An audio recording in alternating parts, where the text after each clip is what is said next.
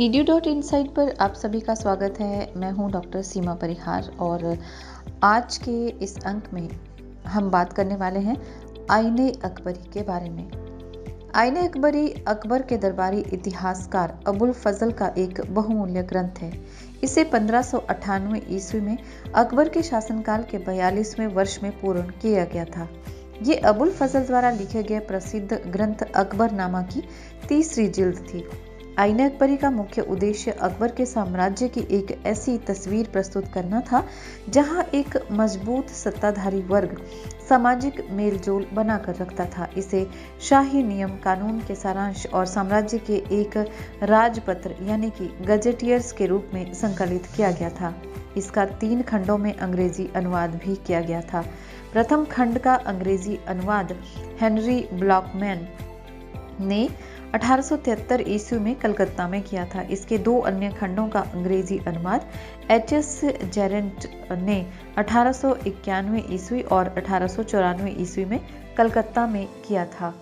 आईने अकबरी मुगल साम्राज्य का मात्र वर्णनात्मक यानी कि एक डिस्क्रिप्टिव और सांख्यिक सर्वेक्षण यानी कि स्टैटिस्टिकल सर्वे ही नहीं है, अपितु ये एक साम्राज्यिक मुगलों की प्रशासनिक पद्धति और राज्य नीति पर काफी प्रकाश डालती है।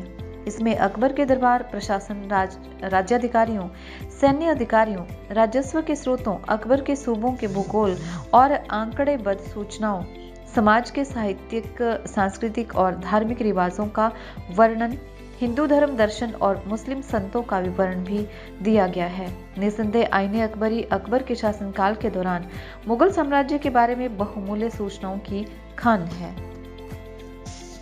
आईने अकबरी को 5 दफ्तरों यानी कि 5 दफ्तर यानी कि भागों में विभाजित किया गया है। प्रथम दफ्तर को मंजिल आबादी कहा जाता है। इसमें अकबर के दरबार, शाही परिवार और उसकी देखभाल, टकसाल, खाद्यान्नों के मूल्य, शाही अस्तबल और शस्त्रागार का वर्णन किया गया है। दूसरा दफ्तर सिपह आबादी कहलाता है। इसमें सैनिक व्यवस्था और उनके वेतनों के संबंध में पूरी विस्तृत जानकारी दी गई है। इसके अतिरिक्त इसमें नागरिक प्रशासन, मनसबदारों, विद्वानों, कवियों और कलाकारों की संक्षिप्त जीवनियां भी सम्मिलित की गई हैं। तीसरा दफ्तर मुल्क आबादी कहलाता है। ये एक महत्वपूर्ण भाग है। इसमें साम्राज्य और सूबों की वित्तीय स्थिति और राजस्व की दरों की विस्तृत जानकारी दी गई है। इसमें प्रत्येक सूबे, सरकार, परगना और महल की कुल मापी गई जमीन और निर्धारित भू राजस्व की राशि दी गई है। इसमें अकबर के 12 सूबों की सांख्यिक सूचनाएं संकलित की गई हैं।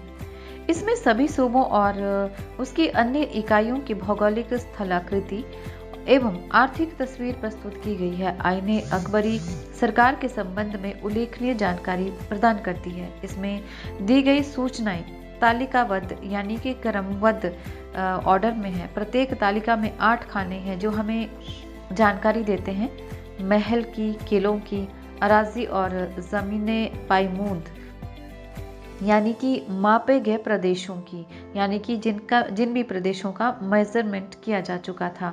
नकदी की जानकारी देती है और स्योरगल यानी कि दान में दिया राजस्व अनुदान, उसकी भी इसमें हमें जानकारी मिलती है।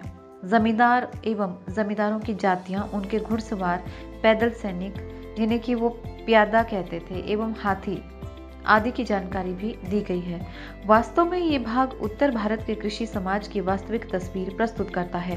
आईने अकबरी के चौथे दफ्तर में भारतीय समाज और साहित्यिक गतिविधियों का उल्लेख है। इसमें विशेष तौर पर हिंदुओं के धर्म दर्शन पर प्रकाश डाला गया है। इसमें मुस्लिम संतों का भी उल्लेख किया गया है। 5वां दफ्तर अकबर के शुभ वचनों का संग्रह है। इस विवरण से ये तो स्पष्ट हो जाता है कि आईने अकबरी न केवल मुगल प्रशासन के विभिन्न विभागों का विस्तृत वर्णन है, अपितु जन सामान्य के जीवन, आस्थाओं और विश्वासों का भी इसमें विवरण मिलता है। इसमें दी गई सूचनाएं प्रामाणिक है।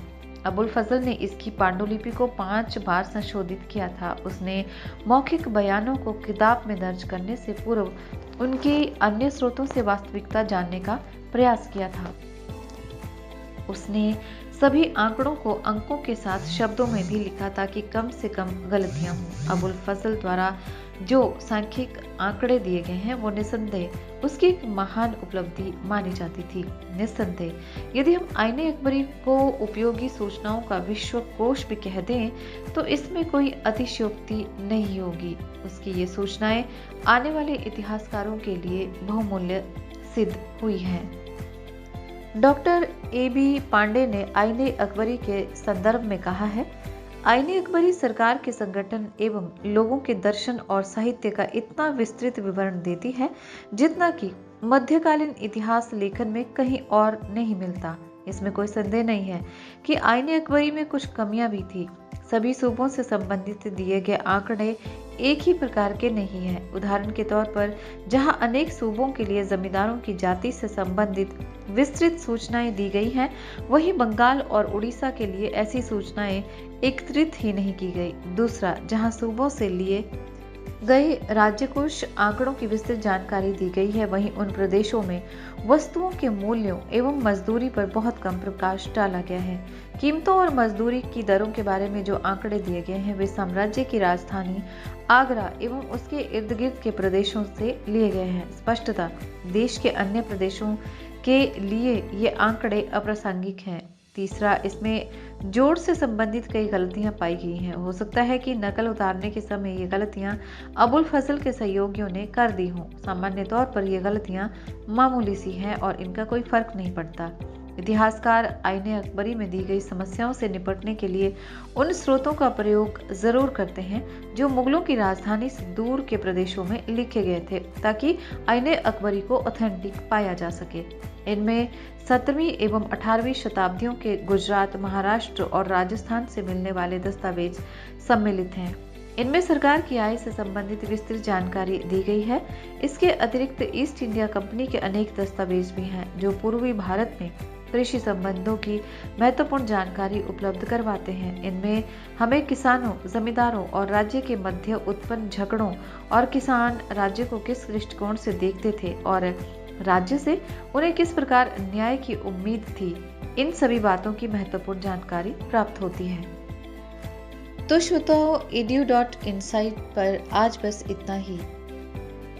भारतीय इतिहास से जुड़ी इसी तरह की जानकारियों को पाने के लिए आप हमारे चैनल को लाइक कीजिए, शेयर कीजिए और सब्सक्राइब भी कीजिए। और चैनल के बारे में अगर आप हमें कोई सुझाव देना चाहते हैं, आप अपने कोई सुझाव रखना चाहते हैं, तो आप कमेंट बॉक्स में हमें मैसेज भेज सकते हैं। धन्यवाद।